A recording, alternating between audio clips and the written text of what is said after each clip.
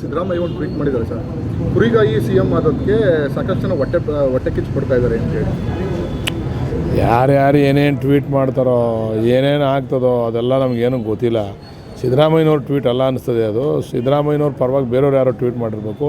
ಸಿದ್ದರಾಮಯ್ಯನವರು ಹೊಟ್ಟೆ ಕಿಚ್ಚು ಪಡ್ತಕ್ಕಂಥದ್ದೇನಿಲ್ಲ. ಸಿದ್ದರಾಮಯ್ಯನವ್ರಿಗೆ ಒಳ್ಳೆ ಅವಕಾಶವನ್ನು ಕಾಂಗ್ರೆಸ್ ಸರ್ಕಾರ ಮಾಡಿಕೊಟ್ಟಿದೆ. ಯಾವಾಗ ದೇವೇಗೌಡರು ಜನತಾದಳದವರು ಅವ್ರಿಗೆ ಹೊರಗಡೆ ದಬ್ತಕ್ಕಂಥ ಕೆಲಸ ಮಾಡಿದ್ರು, ಆವಾಗ ಕಾಂಗ್ರೆಸ್ ಪಕ್ಷ ಒಪ್ಕೊಂಡು DK ಶಿವಕುಮಾರ್ ಆದಿಯಾಗಿ, ಪರಮೇಶ್ವರ್ ಆದಿಯಾಗಿ, ಸೀನಿಯರ್ಸ್ಗಳು ಖರ್ಗೆ ಸಾಹೇಬ್ರ ಆದಿಯಾಗಿ ಎಲ್ಲ ಸೀನಿಯರ್ಸ್ ಇದ್ದರೂ ಕೂಡ ಹೊರಗಡೆಯಿಂದ ಬಂದಂಥ ಸಿದ್ದರಾಮಯ್ಯವ್ರನ್ನ ತಪ್ಪಿಕೊಂಡು ಇಷ್ಟು ವರ್ಷಗಳ ಕಾಲ ವಿರೋಧ ಪಕ್ಷದ ನಾಯಕ ಮತ್ತು ಮುಖ್ಯಮಂತ್ರಿ ಎಲ್ಲ ಮಾಡಿದೆ. ಇದರಲ್ಲಿ ಬೇರೆಯವ್ರು ಹೊಟ್ಟೆ ಕಿಚ್ಚಿಬಿಡುವಂಥದ್ದು. ಅವಾಗ ಹೊಟ್ಟೆ ಕಿಚ್ಚಿಬಿಡೋಂಗಿದ್ರೆ ಇವ್ರು ಯಾರನ್ನು ಕರ್ಕೊತಾನಿಲ್ಲ. ಸಿದ್ದರಾಮಯ್ಯವ್ರನ್ನ ನಮ್ಮನ್ನು ಕರ್ಕೊತಿರಲ್ಲ. ನಾವೆಲ್ಲ ಸಿದ್ದರಾಮಯ್ಯವ್ರ ಜೊತೆ ಇದ್ದವರೇ, ನಮ್ಮನ್ನು ಕರ್ಕೊತಿರಲಿಲ್ಲ. ಇಲ್ಲಿ ಹೊಟ್ಟೆ ಕಿಚ್ಚಿಬಿಡ್ತಕ್ಕಂಥ ಪ್ರಶ್ನೆ ಇಲ್ಲ. ಆಗಿದೆ, ಅವ್ರಿಗೆ ಅವಕಾಶ ಸಿಕ್ಕಿದೆ. ಅವ್ರಿಗೆಲ್ಲ ಕೂಡ ನಮ್ಮ ಕಾಂಗ್ರೆಸ್ ಪಕ್ಷದ ಅನುಕೂಲ ಆಗಿದೆ. ಅದರಿಂದ ಇವರು DK ಶಿವಕುಮಾರ್ ಅವರು ಕ್ಲೈಮ್ಸ್ ಮಾಡ್ತಾಯಿದ್ದಾರೆ ಅಷ್ಟೇ. ಹೊಟ್ಟೆ ಕಿಚ್ಚಲ್ಲ. ಒಂದು ರಾಜಕೀಯ ಪಕ್ಷದಲ್ಲಿ ಕ್ಲೈಮ್ ಮಾಡ್ತಕ್ಕಂಥದ್ದು ತಪ್ಪಲ್ಲ, ತೀರ್ಮಾನ ಮಾಡ್ತಕ್ಕಂಥದ್ದು ಹೈಕಮಾಂಡು. ಆದರೆ ನಾನು ಆಗಬೇಕು ಅಂತ ಆಸೆ ಪಡ್ತಕ್ಕಂಥದ್ದು ತಪ್ಪೇನೂ ಇಲ್ಲ. ಆದರೆ ಅಂತಿಮವಾಗಿ ಹೈಕಮಾಂಡ್ ತೀರ್ಮಾನ ಮಾಡ್ತದೆ ಅದನ್ನು. ಅಂದರೆ ಈ ಸಂದರ್ಭದಲ್ಲಿ ಸರ್, ಹೈಕಮಾಂಡ್ ಮಧ್ಯಪ್ರವೇಶ ಮಾಡಿದ್ರೆ ಸಮಸ್ಯೆನ ಬಗೆಹರಿಸುವಂಥ ಕೆಲಸ ಮಾಡ್ತಾರೆ. ಇದು ಗೊಂದಲ ಜಾಸ್ತಿನೇ ಆಗ್ತಾ ಹೋಗ್ತದೆ. ಅದನ್ನು ಬಣಗಳು ಜಾಸ್ತಿ ಆಗ್ತಿದೆ ಅಂತ ಹೇಳಿ ಸರ್. ಬಣ ಯಾವುದೂ ಇಲ್ಲ ರೀ. ಇದೆಲ್ಲ ಕಾಂಗ್ರೆಸ್ ಬಣ, ಇದು ಹೈಕಮಾಂಡ್ ಬಣ. ಇದು ಬಣ ಯಾವುದೂ ಇಲ್ಲ. ಅವ್ರವ್ರ ಅಭಿಪ್ರಾಯ ಅವ್ರು ವ್ಯಕ್ತಪಡಿಸ್ತಾವ್ರೆ. ಬಟ್ ಇದಕ್ಕೊಂದು ತಾರ್ಕಿಕ ಅಂತ್ಯ ಕಾಣಿಸ್ಬೇಕು ಅಂತ ನಾವು ಒತ್ತಡ ಹಾಕಿದ್ದೀವಿ ಹೈಕಮಾಂಡ್ ಮೇಲೆ. ಇದಕ್ಕೊಂದು ತಾರ್ಕಿಕ ಅಂತ್ಯ ಇಲ್ಲ ಅಂದರೆ ಮುಂದಿನ ದಿವಸದಲ್ಲಿ ಇದರ ಬೆಲೆಯನ್ನು ತೆರಬೇಕಾಗ್ತದೆ. ಈ ವಿಚಾರವಾಗಿ ಬೆಲೆಯನ್ನು ನಮ್ಮ ಪಕ್ಷ ತೆರಬೇಕಾಗ್ತದೆ. ಇವತ್ತು ಸಾಕಷ್ಟು ಕೆಲಸ ಕಾರ್ಯ ಮಾಡ್ತಾಯಿದ್ದೀವಿ ಮತ್ತು ಸಾಕಷ್ಟು ಗ್ಯಾರಂಟಿಗಳನ್ನ ಕೊಟ್ಟಿದ್ದೀವಿ. ಬಡವ್ರಿಗೆ ಆಸರೆಯಾಗಿ ನಮ್ಮ ಪಕ್ಷ ನಿಂತಿದೆ. ಆದರೆ ಈ ವಿಚಾರದಲ್ಲಿ ನಮ್ಗೆ ಯಾಕೋ ಸ್ವಲ್ಪ ಇರುಸು ಮುರುಸು ಆಗ್ತದೆ ಎಲ್ಲ ಕಡೆ. ಅದನ್ನು ತಪ್ಪಿಸ್ಬೇಕು ಅಂತೇಳಿ ಹೈಕಮಾಂಡ್ ಮೇಲೆ ನಾವು ಕೂಡ ಒತ್ತಡ ಹಾಕಿದ್ದೀವಿ. ಸರ್, ನಿನ್ನೆ ದೆಹಲಿಗೆ ಹೋಗಿದ್ದಾರೆ ಸರ್ ರಾಜಣ್ಣ ಮತ್ತು ಜಾರಕಿಹೊಳಿ. ಸಾಕಷ್ಟು ಜನ ಹೈಕಮಾಂಡ್ ನಾಯಕರನ್ನ ಟೈಮ್ ಕೂಡ ಕೇಳಿದ್ದಾರಂತೆ ಸರ್. ಒಂದು ಕಡೆ DK ಶಿವಕುಮಾರ್ ಪದೇ ದೆಹಲಿಗೆ ಹೋಗುವಂಥದ್ದು, ಅವ್ರು ಓಟ್ ಬಂತಾದ ತಕ್ಷಣ ಸಿದ್ದರಾಮಯ್ಯನ ಬೆಂಬಲಿಗರು ಹೋಗುವಂಥದ್ದು. ಯಾರು ಸಿದ್ದರಾಮಯ್ಯನವ್ರ ಬೆಂಬಲಿಗರು? ಯಾರು? KN ರಾಜಣ್ಣ ಆಗಿರ್ಬೋದು, ಜಾರಕಿಹೊಳಿ ಅವರಾಗಿರ್ಬೋದು. ರಾಜಣ್ಣ ಅವರಂತೂ ಸಿದ್ದರಾಮಯ್ಯನವ್ರ ಬೆಂಬಲಿಗರು ಇರ್ಬೋದು. ಬಟ್ ಜಾರಕಿಹೊಳಿ ಅವರು ಆ ಥರ ಏನಿಲ್ಲ. ಜಾರಕಿಹೊಳಿ ಎಲ್ರಿಗೂ ಕೂಡ ಅವರ ಅಭಿಪ್ರಾಯಗಳನ್ನ ಮತ್ತು ಅವರ ಸಪೋರ್ಟನ್ನು ಸೂಚನೆಯನ್ನು ಮಾಡಿದ್ದಾರೆ. ಬಟ್ ಅವ್ರು ಎಂತ ಹೋಗೋರು ಅಂತ ಗೊತ್ತಿಲ್ಲ ನಮಗೆ. ಈಗ PWD ಮಿನಿಸ್ಟ್ರು ರಸ್ತೆ ವಿಚಾರವಾಗಿ ಏನಾದ್ರು ಗಡ್ಕರಿ ಅವ್ರನ್ನೇನಾರು ಭೇಟಿ ಮಾಡೋಕ್ಕೆ ಹೋಗಿರಬೇಕು ರಾಜಣ್ಣ ಅವರು. ಇವರು ಯಾರೋ ಜಾರಕಿಹೊಳಿ ಅವರು. DK ಶಿವಕುಮಾರ್ ಅವರು ಕಾಂಗ್ರೆಸ್ ಪಕ್ಷದ ಅಧ್ಯಕ್ಷರು, ರಾಜ್ಯ ಅಧ್ಯಕ್ಷರು. ಆಮೇಲೆ ಅಸ್ಸಾಂನ ಉಸ್ತುವಾರಿಯನ್ನು ಕೂಡ ಕೊಟ್ಟಿದ್ದಾರೆ. ಅದಕ್ಕೆ ಅಸ್ಸಾಂ ಚುನಾವಣೆ ತಯಾರಿ ಮಾಡಲಿಕ್ಕೂ ಕೂಡ ಹೋಗ್ಬೋದು. DK ಶಿವಕುಮಾರ್ ಅವರು ಹೋಗವ್ರೆ ಅಂತ, ಇವ್ರು ಹೋಗವ್ರೆ ಅಂತೇಳಿ ನಿಮ್ಮ ಮಾಧ್ಯಮದವರ ಕಲ್ಪನೆ ಅದು ಅಷ್ಟೇ.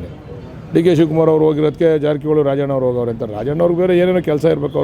ಅವ್ರ ಹಿಂದೆ ಅವ್ರ ಮಗ ಒಬ್ಬರು ಸುಮಾರು ಜನ BJP ಅವ್ರನ್ನ ಭೇಟಿ ಮಾಡೋಕ್ಕೆ ಹೋಗಿದ್ರು. ಅಮಿತ್ ಶಾ ಭೇಟಿ ಮಾಡಿದರು, ಎಲ್ಲರೂ ಭೇಟಿ ಮಾಡಿದ್ರು. ರಾಜಣ್ಣ ಅವರ ಮಗ ಹೋಗಿ ಭೇಟಿ ಮಾಡ್ತಾರೆ. ಅವರು ಒಂದು ರಾಜಣ್ಣ ಅವರು ಕಾಂಗ್ರೆಸ್ನವ್ರನ್ನ ಭೇಟಿ ಮಾಡ್ತಾರೆ, ಅವ್ರ ಮಗ ಹೋಗಿ BJP ಅವ್ರನ್ನ ಭೇಟಿ ಮಾಡ್ತಾರೆ. ಹಿಂಗೆ ಭೇಟಿಗಳು ನಡೀತಾ ಇರ್ತವೆ ಡೈಲಿನಲ್ಲಿ.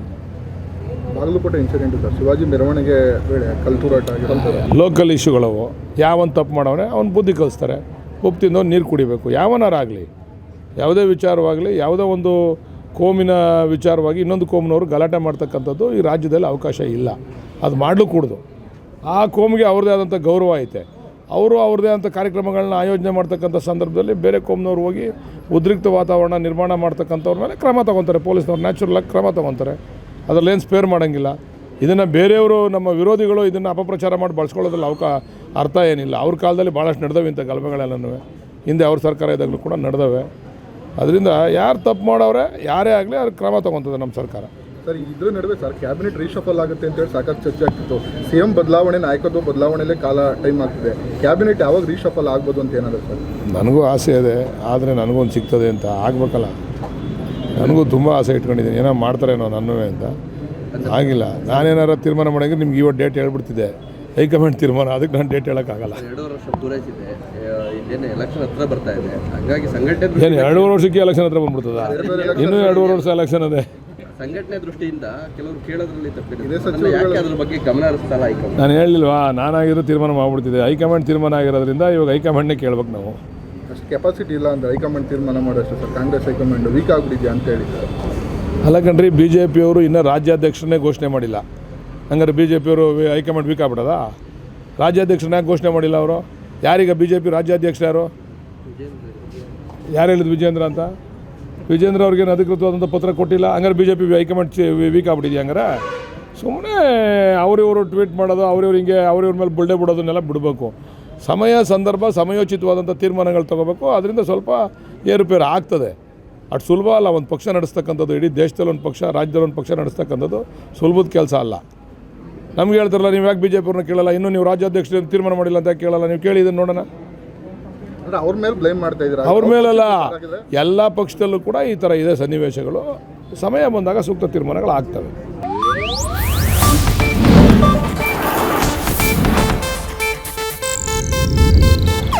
ಇದು ಏಷ್ಯಾನೆಟ್ ನ್ಯೂಸ್ ನೆಟ್ವರ್ಕ್ ಪ್ರಸ್ತುತಿ.